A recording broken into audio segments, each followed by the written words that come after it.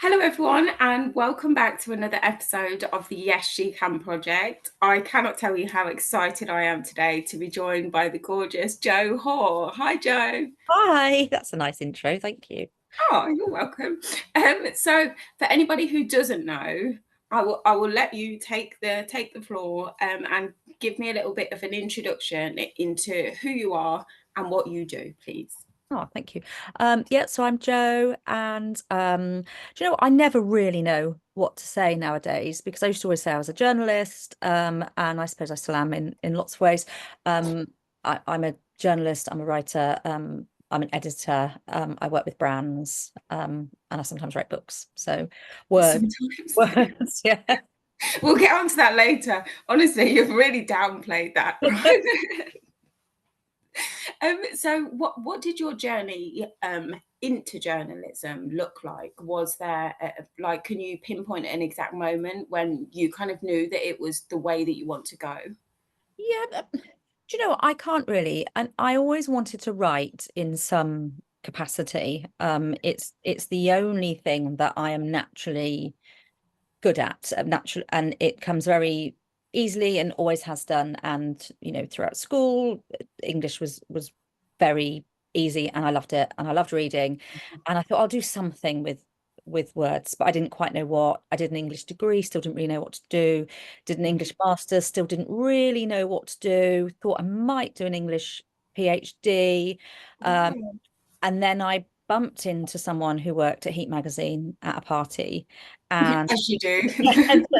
and she said, "Oh, we need someone to come in and help with a bit of research for a few weeks. Do you fancy it?" And I said, "Oh, yeah, okay." And I went in for 2 weeks, and I left 12 years later. So Oh, it was, goodness. yeah, it was. I really didn't know what I wanted to do. I sort of umming and ahhing, thinking, oh, I don't know, is it journalism? And everyone's like, oh, should you do a law conversion? Should you something with Yeah. words? Um, yeah, luckily, I think I would have been very bored if my life was if I was a sort of solicitor or something. Yeah, I bumped into this woman, and yeah, never left. So and Heat was the most brilliant, fun, Oh. crazy time ever. I'm so grateful for it. So how was it kind of going from basically meeting somebody at a party to kind of being thrust into, because I would imagine you see like on films and TV shows and stuff, it's like it looks so busy, like you've got deadlines to meet, that kind of thing. How was it to go from not quite knowing what you wanted to Hmm. do, but knowing that you wanted to write, to okay, work at a big magazine Yeah, like and I think that's the kind of thing about weeklies. Well, as was then, they were so fast paced, and it almost seems mad to say how fast paced a weekly was when now, we get our news by the second. Uh, yeah. but it was incredibly fast paced, and I went for 2 weeks to help with this project, and then um, thrown straight in the deep end at the first, straight away. Research, and it was phone calls back in the day then, and lots of little interviews and things like that, and I just thought this is amazing. I thought everyone in the office was so smart and fun, and the energy was just incredible. You couldn't. I wish I could have bottled that time, and I don't think it will ever happen again, sadly, Oh, in that way. But yeah, it really was. do you think it was just like the perfect mix of people at the perfect time that made it what it was? I think so. I think you will never be able to recreate that moment in time. And Mhm. during my time at Heat, I think we were selling nearly 1 million copies a week, and could do no wrong. And Heat kind of became the byword for Celebrity Magazine. And every you see on Coronation Street, oh, what are you doing? Hoping to get in Heat magazine, and Yeah. it was so much part of the cultural conversation, and Mhm. it was so exciting to be right at the heart of that. And I think media, as has life, has just everything is dissipated. Everything is spread so much more thinly Yeah. now, which in a way is a great thing, because it means you get to hear voices, far more disparate voices from far more many backgrounds and such. But there isn't now a magazine that people talk about in the way people talked about Heat. No, and it was excuse me, it was very much like that's what you looked forward to. Like if you wanted like your celebrity gossip, you'd go and pick up a copy of Heat magazine. It's kind of it's sad in a way. And I know, like you say, you know, you can get it instantly, but it's that joy of every week, like at the end of the week, like nipping into the newsagents and going and getting a copy and sitting and literally sifting through it. That it doesn't feel the same anymore. No, and I think it was a bit like how I think of event television, a bit like how we all used to sit on a Saturday night and watch, Yeah. you know, Pop Idol or X Factor. And I don't know, I think really big cultural moments like that also sort of make up communities as well. You know, you'd Definitely. watch X Factor with your friend, or you'd flip through Heat magazine on your lunch break with your colleagues. And I think things like that did bring people together and give people a shared language. I think I always used to think at Heat, the reason that we liked celeb gossip through the filter of Heat, which was often really silly, um, is because our parents would have been talking about their neighbours that way. They would have been looking over the fence and, Yeah, you know, definitely. someone hadn't done their whites properly, or, you know, someone's Mhm. curtains needed a wash. And we lost that in, I think, probably our era. And I think we looked to celebrities for it. So, you know, we might not have been looking at JLo's curtains, but we're looking at her dress or, you know, her Yeah, relationship. yeah, definitely. That's true. Yeah, it's definitely a cultural thing for sure. And it's like you look at those almost like bygone accounts or something like that, but it makes you feel so old, the fact that it's not like that anymore. I know, so, and things have moved so fast, especially the past. So I left Heat. When did I leave Heat? About 6, 7 years ago, and I left just as Instagram was edging out the celebrity market. Yeah, Really, you know, people didn't really want to wait, and it's not even a week in weeklies. Most weeklies go to print, you know, 10 days before you'll see them on shelf. So, you know, 10 days in the life of a Kardashian is an awful long time. You know, yeah. they can have had 3 haircuts and, you know, 2 boyfriends and a kid in 10 days, and Oh, that's people hilarious. just didn't want to wait anymore. Yeah. And why would you? Because also, why are you paying your, I've got no idea what it is nowadays, but, you know, weekly was about £1.60, £1.70 at Yeah. that time, and or it was free on Instagram. And I think that Mhm. was, you know, things change, but yeah, it Yeah. was definitely edged out by social media. Mhm. So it sounds like it was such an amazing time, like busy and fun. What was the biggest challenge that you faced at the time? You know, being a fashion and beauty editor at such a big publication. And it was, I really struggled to think of anything I found negative in that time, but that was Oh, also very much to do with the lifestyle of most of the people that work there. I don't think you could have worked there if you had kids. I don't okay. think you could have worked there if you had many other out of work. I mean, some people did work there that had children, but it was hard. It was all consuming. Yeah, Lots and lots of trips away, which were lovely. And you know, as a sort of independent younger person, you can do those as much as you want. of Lots of course. lots of evening functions, which again, amazing. Who doesn't want to drink free champagne and have canapé Yeah. night? But it's it was very, very consuming. Mhm. And I think it was difficult for, as you saw kind of our team, which predominantly quite young, as they got younger, sorry, as they got older, it was hard to keep up the pace of that kind of celebrity Okay. journalism lifestyle. Well, did you find that there was a period in your life kind of almost transitional after you left, you know, going from that such busy, fast-paced environment when you Yeah, decided to go? and interesting. I went to a leaving do last week of one of my really great friends who I met there, and she has been there over 20 years, and she we were talking about that actually it's a real like a come down almost when you leave a Yeah. job like that that's so all encompassing, that's so fast paced, that's so much part of your identity. Mhm. I remember for ages afterwards I kept saying when I picked up the phone, hello Jo Hoare, and I was like, no, you don't work there anymore, you don't. You Oh. work somewhere else. And it was because I was just so used to saying that. So Yeah. yeah, it was definitely a shift. And it's just, yeah, so it's a really big transition when you leave a big job like that that's Mhm. so encompassing. It is a big transition.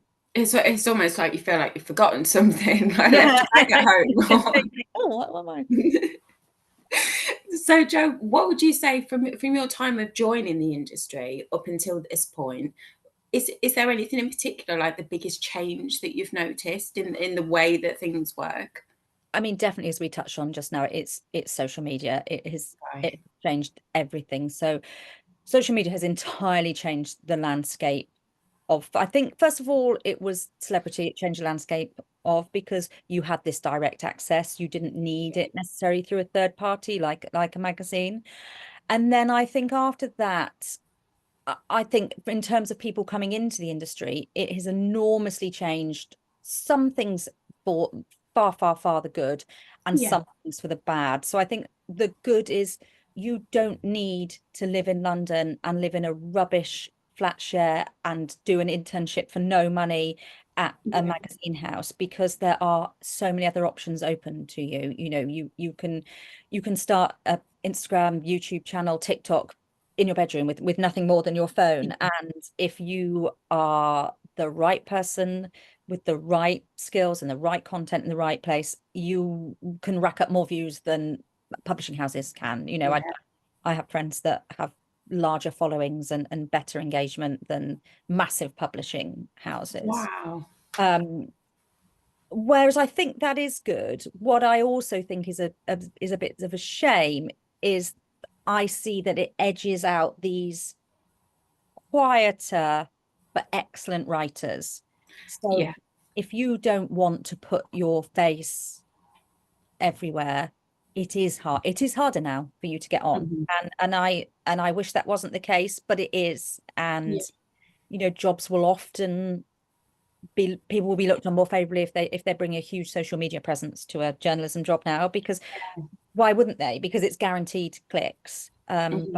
I do, it does make me feel sad, because some of the best writers I've known in my career are barely on social media, and not in that Yeah. kind of stubborn, oh, I'm not going on Instagram, but Mhm. they'll put some nice pictures of their holidays, or their dog or whatever. But it does feel like you have to put yourself forward now if you want to be a big deal Yeah.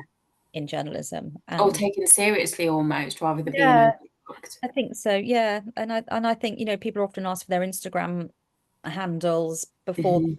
CV even sometimes. And Yeah. I think it's a great portfolio, and it's great to see it. And I love, I love Instagram, but yeah, it does make me worry that that's now the only way. And Mhm.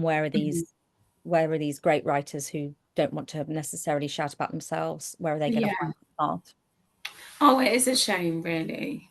Yeah, and often it then sadly comes down to what people look like as well. The public. Yes. Sorry.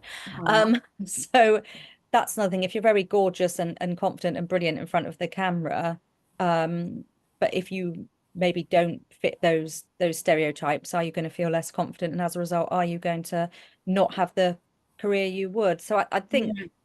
like everything, it's kind of light and shade, but I think Instagram has been both great and really bad for the industry. Yeah, definitely. Is it mostly is that where most of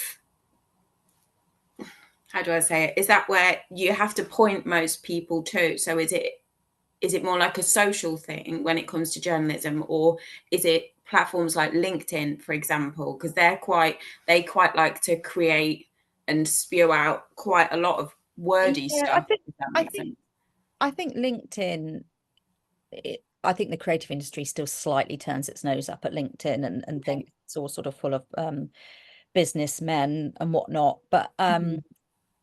I mean, TikTok for fashion and beauty, especially, Yeah, people can become almost overnight stars on there. definitely. You can be 17 and set up for life because you've had, a couple of videos that have done so well. And you can see why that's really tempting for people as well. You think, well, why would I want to go and work for a publishing house when I can work for myself and do this? And I think Yeah. that's real, like, admirable, like, entrepreneurial spirit as well. Mhm. Do you think it might come to a stage, Joe, where because of like your generation and my generation, because we kind of come from a time of social media wasn't around at the time, do you think that maybe women of our age might end up getting phased out in a way in some of those industries compared to the younger ones that can kind of jump on social media easily. I think I do feel like we all have a responsibility to ourselves to make sure that that doesn't happen. Yeah.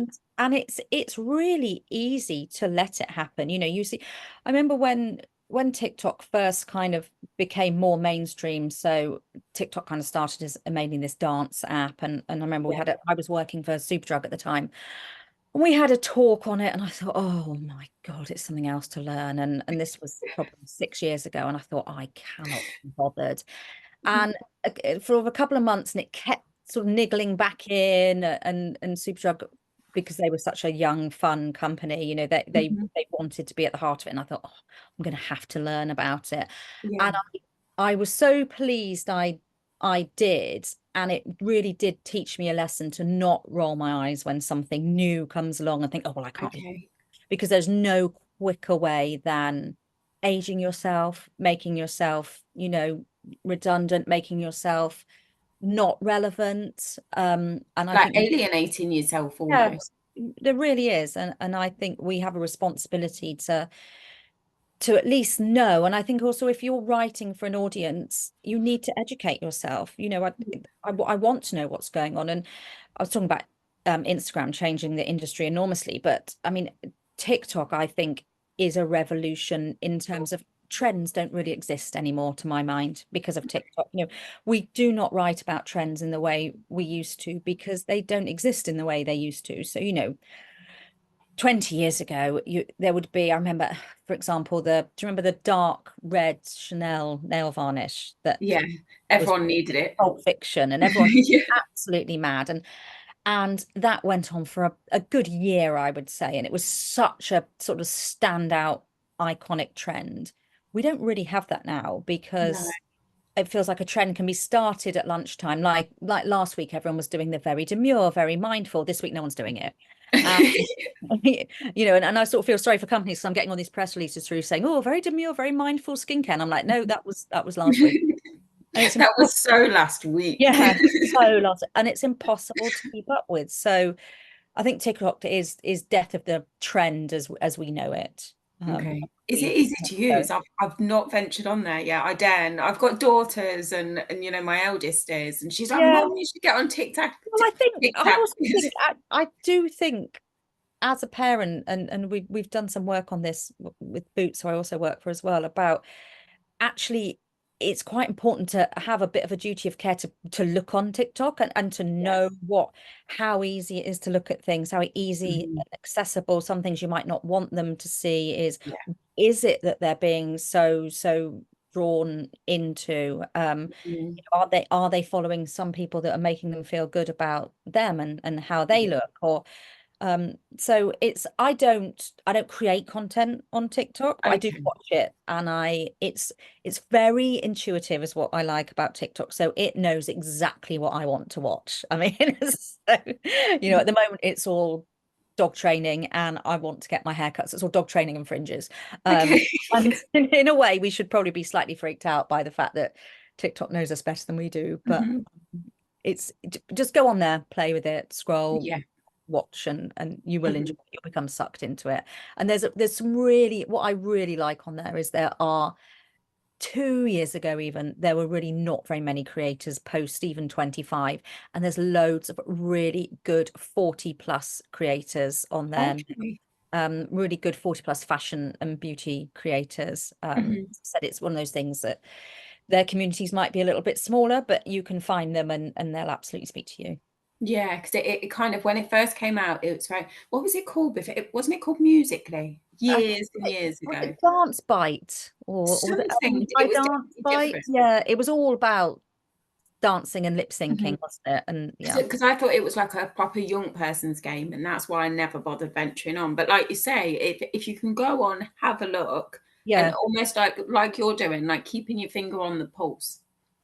I think that's the thing. And I think, as we were talking earlier about things being part of the cultural conversation, I don't want to not be part of something that everyone's talking about because I'm nosy. That's why I'm a Same. journalist. So I don't want, and I also don't want to be sat in a meeting, or, you know, even just having lunch with my colleagues or whatever, and think, I haven't got a clue what they're talking about, because Yeah. nothing makes me feel older or more out of touch than that.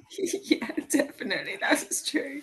Um, I've noticed, Jo, especially over the last 10 years, there's been such an upshift when it comes to having openness around conversations, specifically about like female health and beauty.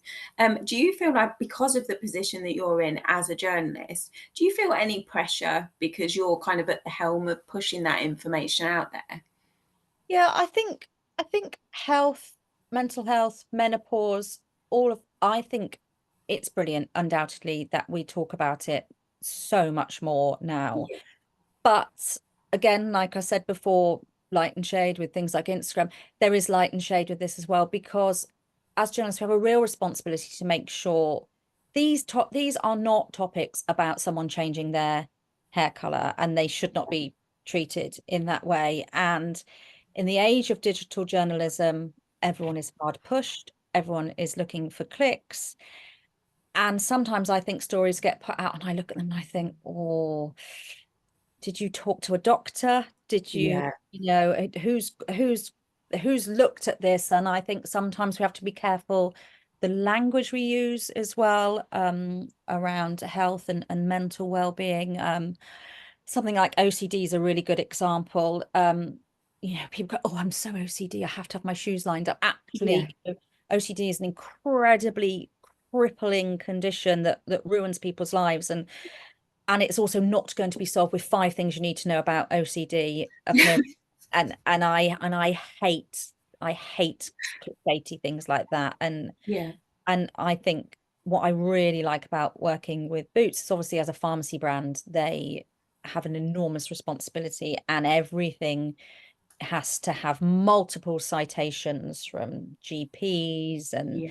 consultants and qualified clinicians. And I think that, yes, we should get the information out there about these topics, but they do also need to be, it does need to be regulated Correct. in some way, and not just put on a long list of articles to write on, of some kind of sorry, Puppy. Oh, of some kind of overworked junior who's jumping from writing about, you won't believe this hack to get mold off your bathroom, and then the yeah. next one they're writing about, you know, depression and the menopause. So I think Yeah. we're in a weird phase where it's brilliant to talk about, but I think it can also be dangerous. I mean, there was an example the other week of this sort of lunatic woman had written this thing about, we don't need sunscreen, and she'd made this video and she'd gone into a Tesco, I think it was, and was telling people not to buy sunscreen, and it sort of got Oh picked my up. gosh. And I think, that is the problem as well, with us all being able to beam ourselves out to Yeah. everyone, that actually really irresponsible and kind of downright dangerous opinions can be beamed out as Yeah. well. And I think it's people being able to cement themselves as a so-called expert just because they have the massive followings. Well, that's the problem as well, isn't it? It's someone's Yeah, got 100,000 followers, it doesn't mean they're an expert. exactly. Gosh. In fact, Jo, with exactly what you've just said there, like, we have to have the light and shade. I feel like that's very much your writing style. Whenever I read an article that you've written, I always think that you're kind of talking to me directly. It's almost like I would like call you up or send you a WhatsApp and be like, oh, what's your advice on this? It's very conversational. And I think that's what kind of sets you apart from a lot of other people, because you tell it like it is, but you also back it up with the facts, if that makes sense. Is that the way that you are as a person? Yeah, but that's really, really nice of you to say, and that means a lot that people do notice that, because I think Mhm. that's what it is, isn't it? And I think sometimes in beauty, it's not so much now, but it could be a bit po-faced back in the day. It Yeah. was it was very sort of lovely, dare I say, middle class, Mhm. sort of just written in that slightly abstract way that always makes me think of that scene in Ab Fab where that woman's going, chairs, let's write about chairs. And I think that beauty Class program. beauty could be like that kind of when I Mhm. first came into the industry sort of 20 years ago. And I still feel really strongly that beauty has so much power over Yeah. how it makes us feel. But with that power comes danger that people think this £70 face cream is going to transform their lives, or Yeah. this 38 quid lipstick that's worn by Adele or whatever is going to make them look like her. But the difference is she's had it applied by a makeup artist that probably charges £1,000 a day. Exactly. Yeah. So I think I feel a real responsibility to not discount the fact that for real women, spending £500 on a hair straightener is probably not going to happen. Yeah. Or if it is, they might be putting themselves in debt to do that. And Hmm. and I really always try and have that in mind. And that doesn't mean that everything has to be cheap and cheerful. Like there are absolutely things that are worth investing in, but Hmm. they have to be worth investing in. And I think absolutely I like the conversational part of why this, hair tool is going to do X, Y, and Z, but also the kind of facts as to why you're going to spend your money on that, because Yeah. most people don't have money just to drop on things like this. Exactly. And I do think we have a responsibility, if we're recommending things, that we do believe in ourselves that they're really worth it. And I think Yeah. something that we always used to say at Heat is, would you spend your own money? Or would you tell your best friend to spend their own money on that? Because you Mhm. get so skewed when you are sent stuff to try all the time, and it's a lovely position to be in. You get so skewed what affordable actually means. Of course. I was talking to a friend of mine about this the other day, and she used to be a beauty journalist as well. And we were saying we used to write these roundups of sort of affordable, and we'd be like, "Oh, this amazing £9 shower gel." But that's absolutely nonsense. £9 is not affordable for something that goes in a week and washes Yeah. down the plug hole. Like most people buy the shower gel that's £1 on offer in Sainsbury's. Like so, Yeah. Or like Poundland. yeah, exactly. You chuck the one in your basket that's 3 for 2, or it's £1, or if you've Mhm. had a hard week, you might think, oh well, I'll buy the 2.99 one, I deserve it. Yeah. But it's really difficult when you're in the thick of it not to see outside that. So Yeah. I always do try to think about, what will real women who are going to their local, Boots or Superdrug or whatever, or going to Sainsbury's, is this worth them spending their money on? Am I telling them to spend their money on that? And can I hand on heart say that I truly, my opinion is this will benefit them.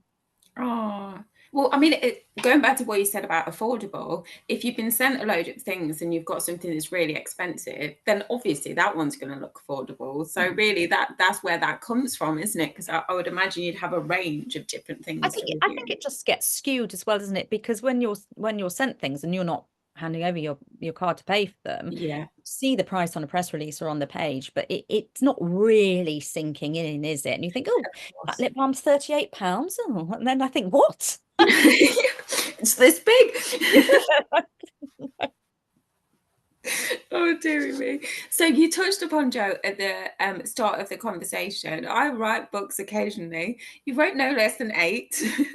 So how did that come about, first of all, when you had your idea for your first book? So the first one I wrote, what was it? My first one I wrote was about normcore, which was a sort of noughties trend, which is actually back now because the Gen Z love it. It's like kind of Okay. Y2K Renaissance, which was this sort of Patagonia, jorts, very like downplayed, sensible, looking like you were going for a hike. In fact, you were probably a creative director at some office in Shoreditch, and it was all about that. And it was a light-hearted sort of poking fun at what was a sort of big trend at the time. Yeah. And I got into it because someone who worked in publishing was a Heat fan, Yeah. and they got in touch with me and said, "Oh, we really like how you write. We write these." See? Told you. Yeah, thank you. We publish these comedy books, sort of these zeitgeisty, looking at cultural trends with Yeah. humor. Um, and I remember him saying to me, "Oh, with the place we sell most of them is Urban Outfitters, so it's that kind of fun, Okay. young, cool vibe. Would you be interested in doing a proposal for one? And we want this one a norm course." So I did that. Um, and it was so much fun. Oh. It was just sort of just sit down and write jokes for a couple of hours every day, and I loved it, and that did well. And then yeah, I did another 7 with them, and then the last one I wrote during the pandemic about Zoom, about all the kind of mad things we do on Zoom, which I'm probably doing on this call today, the wave at the end, and Oh, I do that all the yeah, time. I know what we waving at. And your partner or your flatmate kind of walking past in a towel, and Yeah.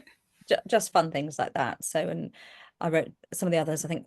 So I wrote one on festivals, I wrote one on dogs, actually, about what your Mhm. dog breed says about you. I can't even remember what the other ones are. I'm sort of looking over on my shelf that I should be able to remember, shouldn't I? But yeah, they're all on sort of cultural trends, and they're all kind of humorous. I always say about them, they're the book that you buy in Oliver Bonus at the station for a present for someone that maybe you don't know that well. So I love that. Yeah. so It's like suitable for all, universal. yeah, like a kind of safe, fun gift for Yeah. people. Well, like you say, a couple of them like have there's almost like a pattern emerging. So you've got a couple that are like, so you think you're Oh yeah, so you a think you're a millennial. That one, yeah. that did really well, the millennial one, actually. And it's funny, we were saying earlier, oh well, how do you count yourself as an expert? But after I wrote that book, I got loads of work as a sort of millennial expert, and I felt a little bit of a fraud, really, because I thought, oh, I've just written this silly book, kind of, laughing at avocado on toast and whatnot. But Um, um, do you think, Jo, that there'll be, because obviously there is a pattern emerging, do you think that there'll be like a so you think you're a journalist one? I think that would be funny. I think it's maybe a little bit niche Okay. is the only one. It might be like a sort of fun, it could be like a fun social series or something, but I wonder if enough people would be interested. Mhm. Need a lot of wannabe journalists, and as I said, no one wants to be a journalist anymore. Okay. I want to be a TikToker, so Yeah. So you think you're a yeah, I TikToker, do think you yeah, not? that will probably be it, but that'll have to be written by someone that's about 20, not me. Or what about, because you've got a survival guide, you've got a couple of survival guides, what about a survival guide to being a journalist? Yeah, that's very true, actually. Yeah, survival guide. Yeah, I Because you mean, could have your anecdotes and all your yeah, experience and all your funny bits. I think it'd be great. think you need a well-functioning liver, or at least you did Yeah. in my days of celebrity parties, and a good under eye concealer. Yeah. Well, we also talked about, excuse me, the fact that you're health and beauty editor for Boots, but you also run the YouTube channel, so the show called The Skin Clinic. How did was that like your baby that was born, your idea? How did that come about? In fact, similar to I was saying about the books, someone at Boots came to me and said that they really liked how I spoke about skin, Definitely. especially with regards to rosacea, and being very honest about what my rosacea looks like, how it feels, how it makes me feel, the kind of impact it can have. And they wanted that kind of vibe for a skin YouTube series. So Oh, they came to me with that, and then kind of had some suggested topics, and I worked with them on the scripts and stuff. And then they brought all these other amazing, doctors and pharmacists and skin mhm. scientists in. And it's a really, really fun project to work on. And I Yeah. think it what I also really loved is had all ages on it, but with the ones we did on the menopause, nobody on the panel was under mid-40s. Okay. And I think it's so important when you're talking about menopause, rosacea, anything that's very personal, that you have people that have lived experience of it. I think Definitely. I was in a meeting not very long ago with a company I won't give the name of, and there was Oh, I really want to know now. a young man in his mid-20s, and we were talking about the menopause, and he must have spoke for about 10 minutes about what he thought about it. And I just sat there and thought, absolutely not. I don't want to know what you think.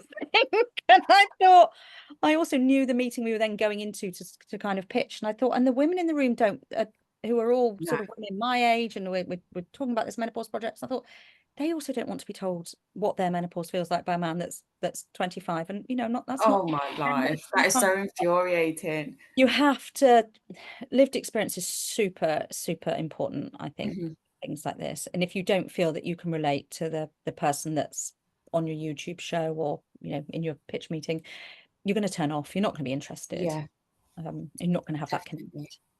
And I think in a way, you know, out of respect, in order to work on such important topics that have, you know, not just an effect on people's physical lives, but their mental health as well. I think out of respect, either ask people, have that conversation, and don't just assume that you know because of what you've read. Yeah. Actually do the research and talk to people who have Educate had. yourself, yeah, and invite other voices in if that's Yeah, not your voice, that I've turned work down because it's not who I am. I'm if I don't have experience of that, then I think you should always ask, like, should this definitely be my voice, or yeah. is there someone out there whose voice needs to be heard far more than mine?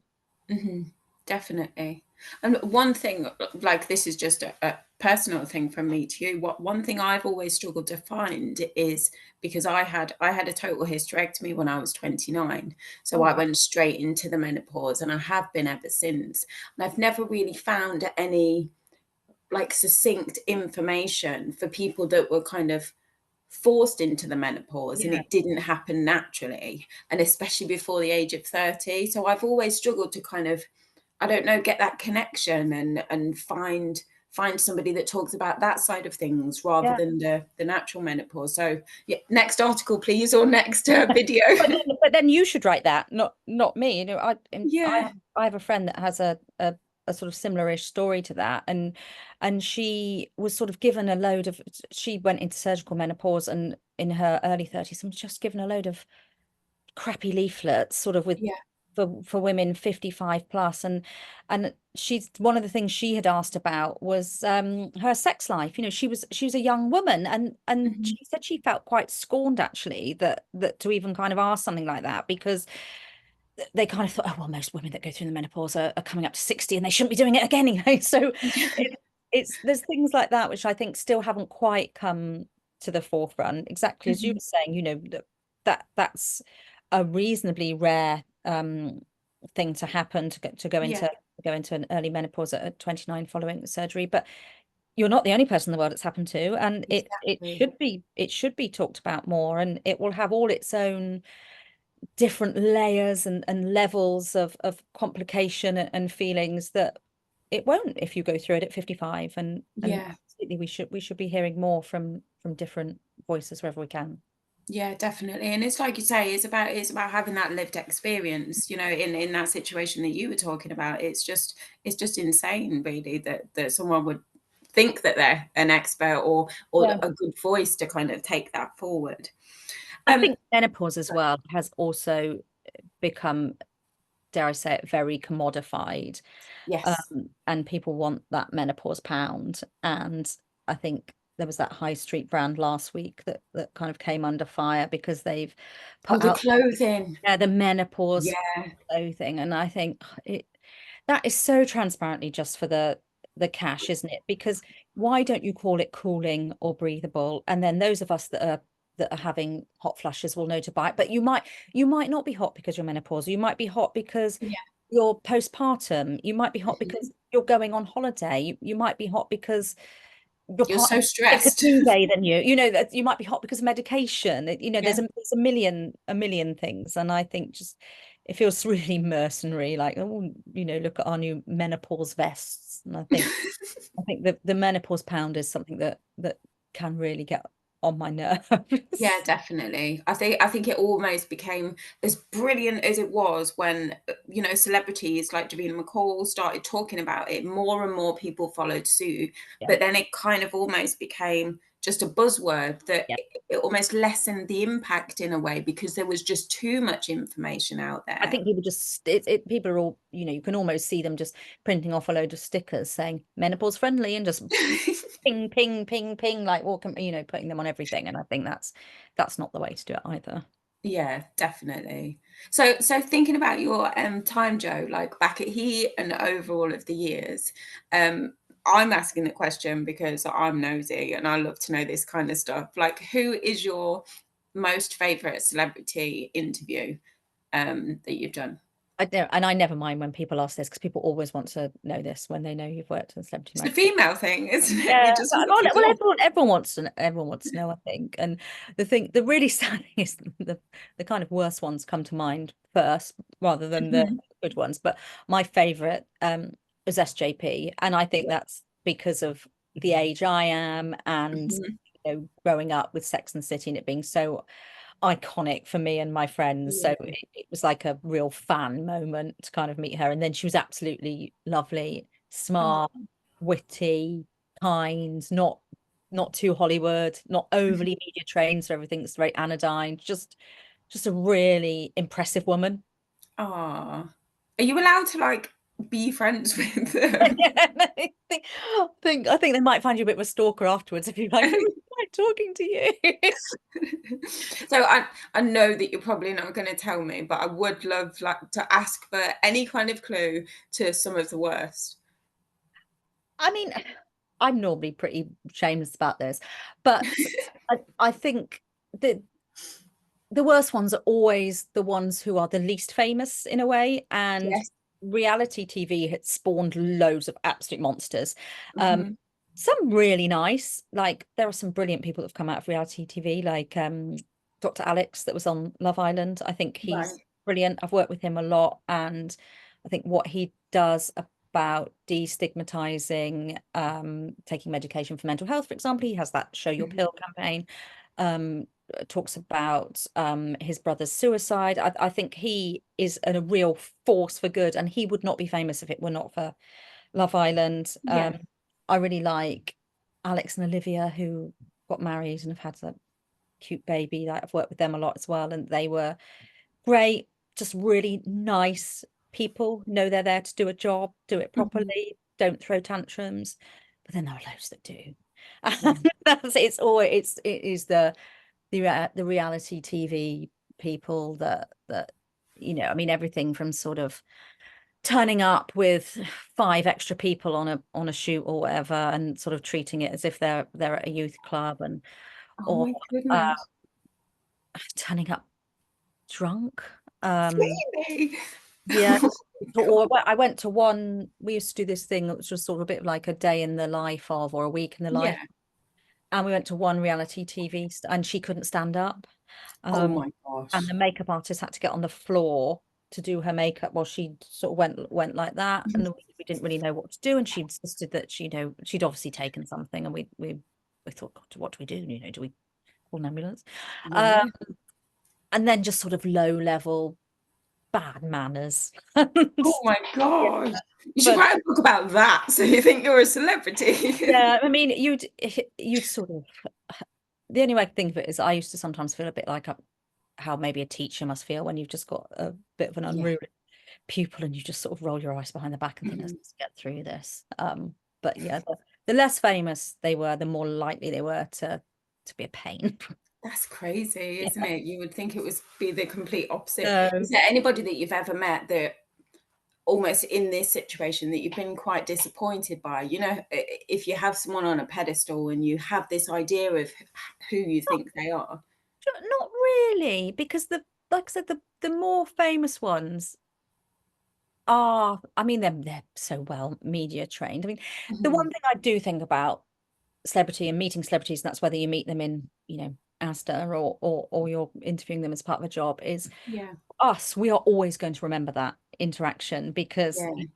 that's who they are. But for them, we're just a small part of the day, and we don't know what their day's been like. So it may be that sometimes we might behave not perfectly. Yeah. Like, for example, yesterday my internet didn't work and I was getting so frustrated because it never works. I was on the phone to the Virgin Media person, and was I rude? Like, oh, I might have been, and then Mhm. obviously I don't feel good about that. But obviously, just as it being me, that's fine. But if I rang up and my username was Jennifer Lopez and my password's I hate Ben Affleck, they're going to remember that and tell everyone, oh, that Jennifer Lopez is a right. Like, and I think what could be a small part of their day, and Yeah.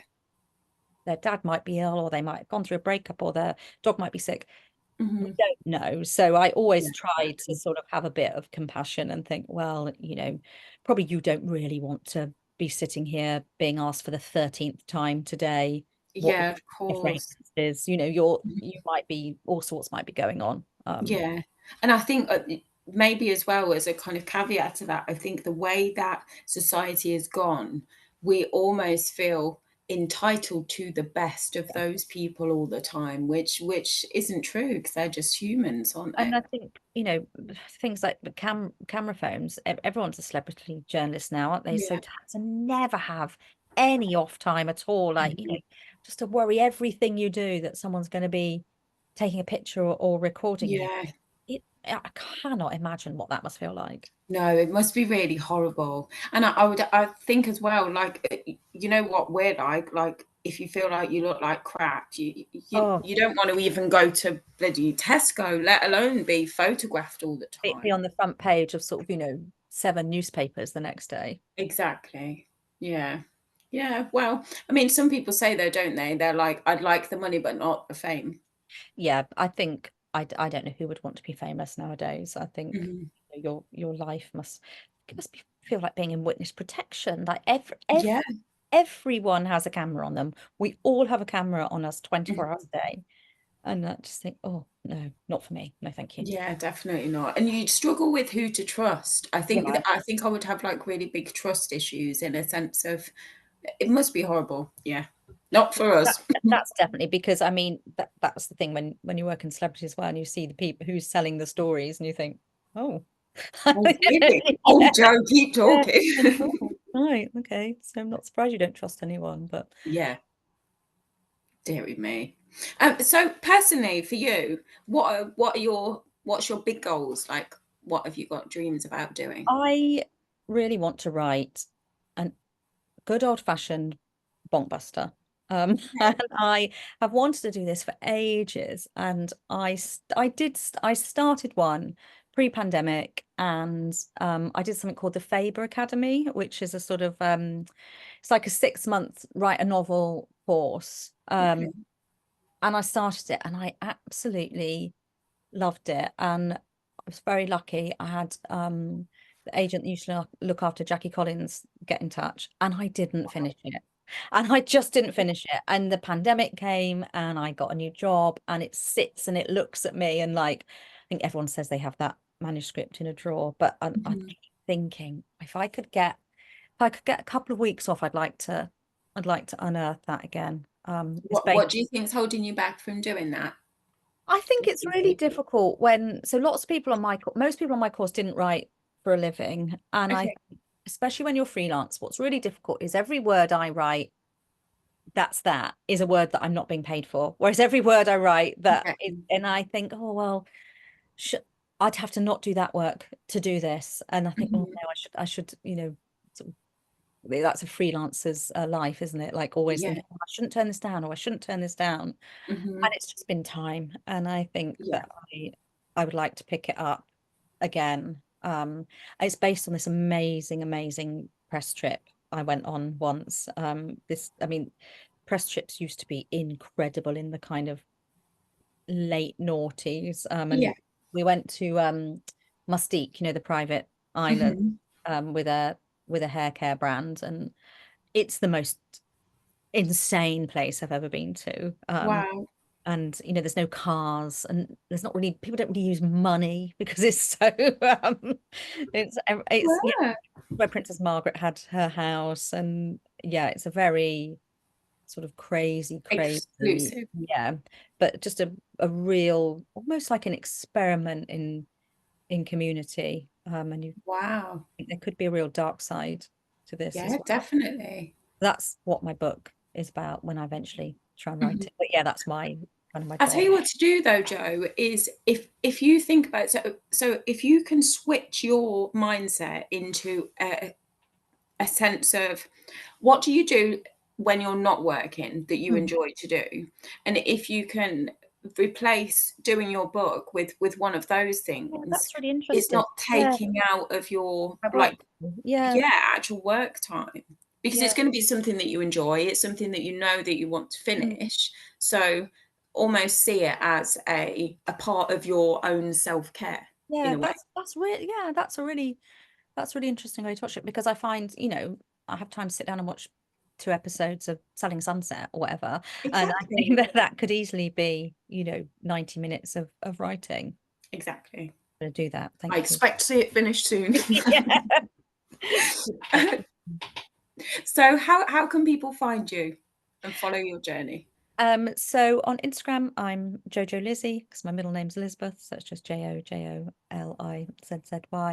and that's probably where I mostly am. And then if you do pick up Boots magazine, you see my face beaming at you from the editor's page.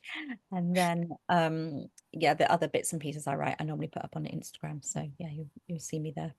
Okie doke. Well, it's been absolutely wonderful to chat Really to nice. you, and I really could have another hour Yeah, actually. excuse my kind of slightly chaotic background whilst I'm, yes, puppying. So Oh, say gorgeous. bye, Lydia. Bye.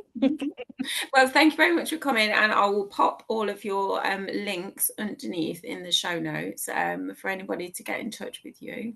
Thank you. It's been brilliant. Yeah, Thank thank you. you. Really interested. Thank you. Oh All God, right, I'm Jo. waiting. Oh. Bye.